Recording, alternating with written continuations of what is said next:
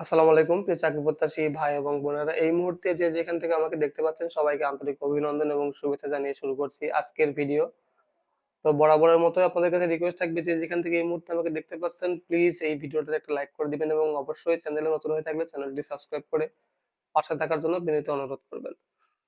তো আমি গতকাল একটা ভিডিও দিয়েছিলাম। সেই ভিডিওর কমেন্ট বক্সে আপনারা অনেকেই কমেন্ট করেছেন। তো সেই সমস্ত কমেন্টের মধ্যে আমি রিপ্লাই করতে পারতাম বাট রিপ্লাই করিনি। আমার মনে হলো যে এই রিপ্লাই কমেন্টের ভিডিও আমি যেরকম আগে বানাতাম কেননা আবারও শুরু করি। তো আজকের ভিডিওটা অবভিয়াসলি রিপ্লাই কমেন্টস এর ভিডিও। আপনাদের যদি চাকরি সম্পর্কিত কোনো তথ্য জানার থাকে বা আপনি যদি কোনো কমেন্টের মাধ্যমে আমাকে কোনো প্রশ্ন করতে চান অবশ্যই এই ভিডিওর কমেন্ট বক্সে করতে পারেন। আগামীকাল অবশ্যই সেম টাইম আমি আপনার কমেন্টের রিপ্লাই ভিডিও বানানোর চেষ্টা করব। তো প্রথমেই যিনি আমাকে একটা কমেন্ট করেছেন ওনার নাম হচ্ছে বা ওনার আইডির নাম হচ্ছে কে জে প্রাইস। উনি লিখেছেন ভাই 22 তারিখের এক্সাম গুলার কি রেজাল্ট দিয়ে দিয়েছে যশোর ক্যান্টনমেন্টে।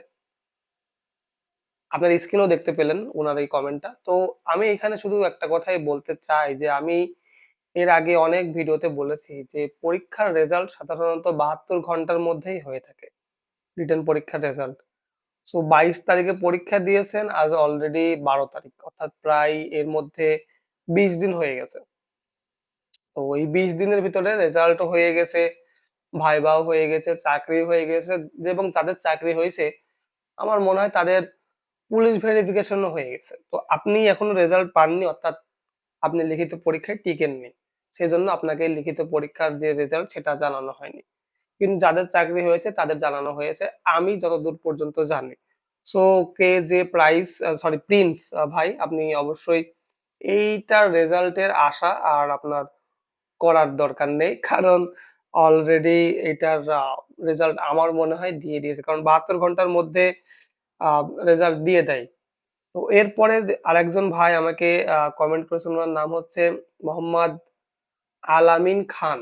উনি লিখেছেন, ভাইয়া সেনাবাহিনী সকল সেনানিবাসে পরীক্ষা কি শেষ?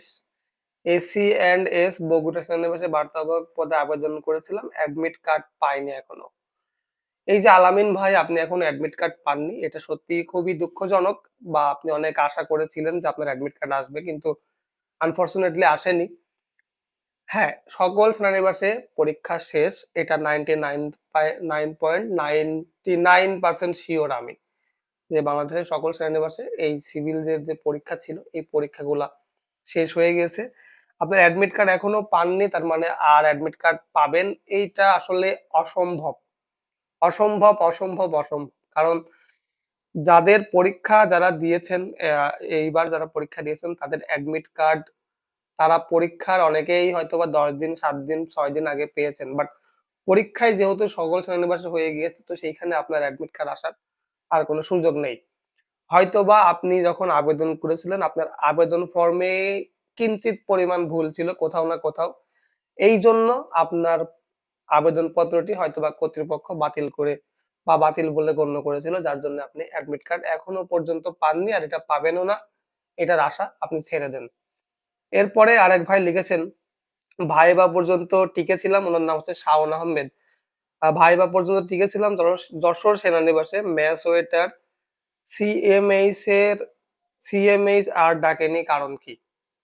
এই যে কারণ আসলে ভাইবা পর্যন্ত আপনি টিকে ছিলেন, পরে ভাইভাতে হয়তোবা আপনি ফেল করে গিয়েছেন, এই জন্য আসলে আপনাকে ডাকা হয়নি।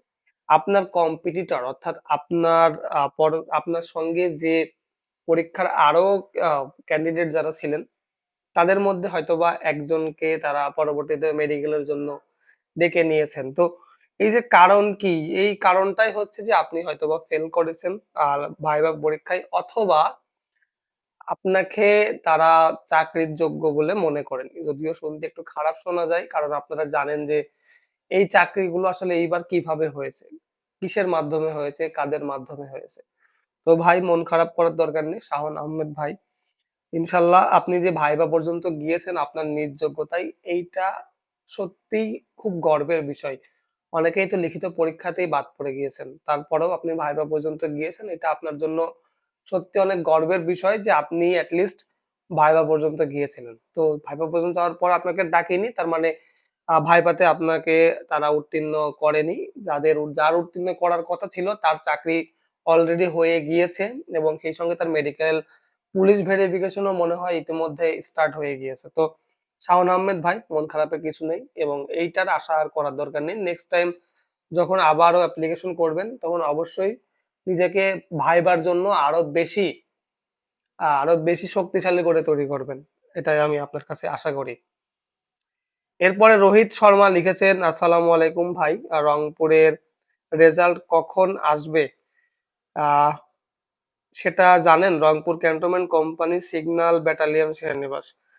এই যে এই প্রশ্নটা আমি এর উত্তরটা আগেও দিয়েছি যে যারা পরীক্ষা দিয়েছেন এবং সেই পরীক্ষার সময়সীমা অর্থাৎ পরীক্ষার সময় পরীক্ষা দেওয়ার পরে সময়সীমা ৭২ ঘন্টা প্লাস হয়ে গিয়েছে তাদের আর রেজাল্ট আসবে না। কারণ ৭২ ঘন্টার মধ্যে সম্ভবত এই রেজাল্ট গুলা হয়ে থাকে এবং যারা উত্তীর্ণ হয় লিখিত পরীক্ষায় যারা উত্তীর্ণ হয় বা ভাইভা পরীক্ষায় যারা উত্তীর্ণ হয় তাদেরকে কিন্তু ফোনের মাধ্যমে পরবর্তীতে কর্তৃপক্ষ মেডিকেলের জন্য ডাক দেয়। তো এইটা এখনো পর্যন্ত ডাক দেয়নি মানে দিয়ে আর হবে না। কেন হবে না, কি জন্য হবে না, সেই প্রশ্ন বা সেই উত্তর যদি আমি দিতে যাই তাহলে ভিডিও অনেক লং হয়ে যাবে। শুধুমাত্র এটুকুই বলতে চাই, রোহিত শর্মা ভাই এই যশোর আর এই সিগন্যালের যে পরীক্ষা দিয়েছেন রংপুরে, এটা রেজাল্ট হয়ে গিয়েছে, এটা রেজাল্ট আর আসবে না। সো এটা নিয়ে মন খারাপ করে বা এটার আশায় বসে থাকার আর কোনো প্রয়োজন নেই। আশা করি আপনি আপনার কমেন্টের উত্তর পেয়েছেন। এরপরে এক ভাই লিখেছেন, ওনার নাম হচ্ছে রবিউল ইসলাম কিরণ। উনি লিখেছেন, আহ ভাই আমাদের লালমনিরহাটের একদিন ভাইবা লিখিত প্র্যাকটিক্যাল সব হইলো বাট রেজাল্ট তো দিল না। ভাই ওটার রেজাল্ট হয়ে গেছে, আপনাকে দেয়নি।